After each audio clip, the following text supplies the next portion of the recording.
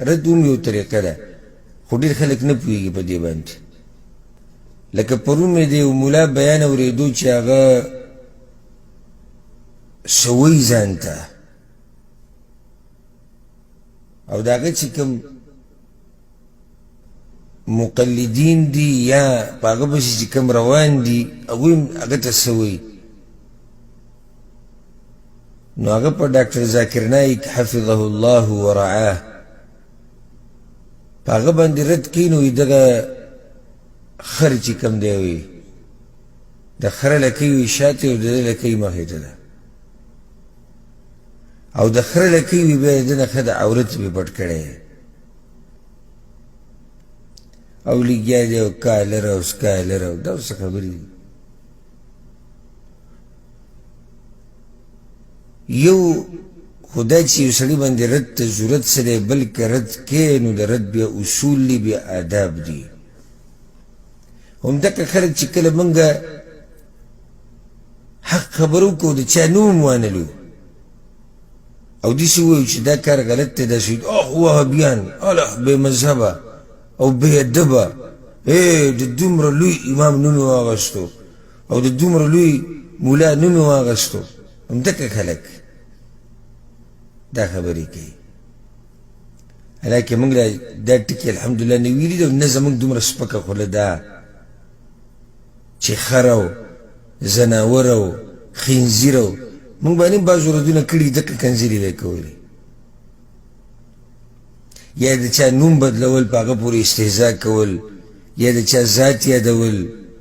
یا دا چې دی دا کار کوي د پورې خان ده یا د چا ښځه یادول د چا خاندان یادول الحمدلله دومره سپک موږ نه یو نه دې درجې ته رسېدلي یو او نه الله موږ دغه درجې ته دې ورسوي خو که موږ بیا هم د اصولو او د ادابو په چوکاټ کې رد وکړو نو دوی سرش نه کیږي او دغه یې خپله طریقه ده چې تا هغه عالمي داعي ته چې په لکاو خلک الله د هغه په لاس باندې اسلام ته رادننه کړي ته په هغه باندې په دې طریقې سره رد کوي چې خر ورته وی که چېرته ضرورت رام شي او د ډاکټر ذاکر نایک حفظه الله یو خبره غلطه وي نو خلک یې په ادب او په احترام او د مقام ته ګوري ځي ته ګوري د هغې مناسب خبرو کې که چېرته خبره راځي او هغه دا ویلي دي یو مسله بیان کړې دي یو حدیث بیان کړی دی او هغې باره کې دا سړی که رد کوي یو مناسب رد اول خو به د خبرې تحقیق کوي چې هغه دا ویلي دي او که نه د هغې نه بعد که خبره ثابته شوه بیا مناسب رد علمي رد د ادب په چوکاټ کې رد نو دا اعتراضونه به په تاسو باندې کېږي او دا به خلک به څه وایي چې کله تاسو صحیح منهج طرف ته دعوت ورکوئ دا اوس موږ ته یاد دي دا خبره ډاکټر ذاکر نایک چې کله د اولو ورځو کې مشهور شو د دعوت ډېر تیز روانو او په امریکا کې او برطانیې کې د هغه مناظرې روانې وې د عیسایانو سره یهودیانو سره هندوانو سره په هغو ورځو کې سم داسې داسې حالې جوړ کړی بیا یو حقه ملکونو بند کړو دغه د هغوی زور هغوی په خپل ملکونو کې بند کړو نه به راځي نو په هغه وخت کې ډاکټر ذاکر نایک له دې خبرې ته نه و فارغه شوی چې ده په مسلمانانو کې د ده څه نظریه ده خو شپه ورځ به لګیا و د کافرو سره نو هر یو به وي دا چې وي زموږ مکتب فکر نه دی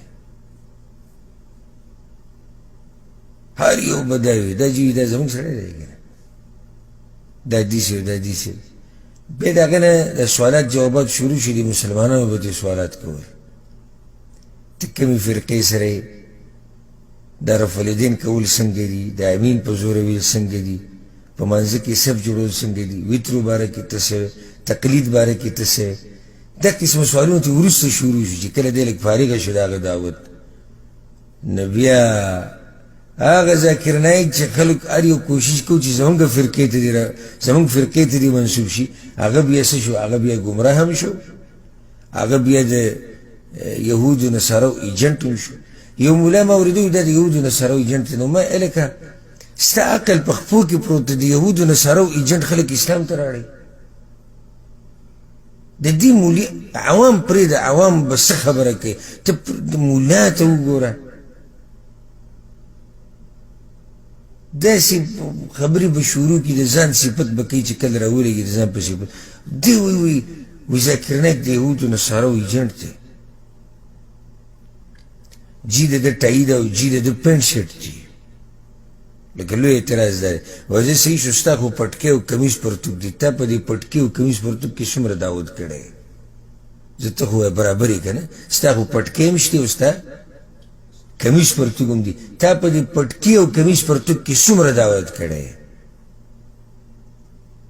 زه تا ته دا نه یم تا څو مسلمانان کړي، دغه ما ته پته ده چې تا پکې څومره توره والی. خو زه تا نه دا تپوس کوم چې تا څومره بېلارې مسلمانانو له دعوت ورکړی چې هغوی نیغې لارې ته الله راواړي. تا څومره له دعوت ورکړی؟ د الله نه یېره پکار ده. رد که په چا باندې کېږي د هغې څه د هغې یو طریقه ده، د هغې اصول دي، د هغې آداب دي. او بیا په داسې مشرانو باندې چې د اسلام لوی خدمت کوي. زه دا نه یم چې ذاکر نایک چې دی د معصوم عن الخطا دی او د ده نه ګناه نه کېږي او د ده نه خطا نه کېږي. زه دا منم خطا به تم کېږي، ګناه تم کېږي او شوي به تی لازم غلطیانې. او بعض فتاوی داسې ورکړي دي چې موږ ورسره په خپله په هغې کې موافق نه یو. خو د هغې خو دا مطلب نه شي چې ته یو سړی سپکوه او خر ورته وایه او ځناور ورته وایه او په ذات پورې خانده. داسې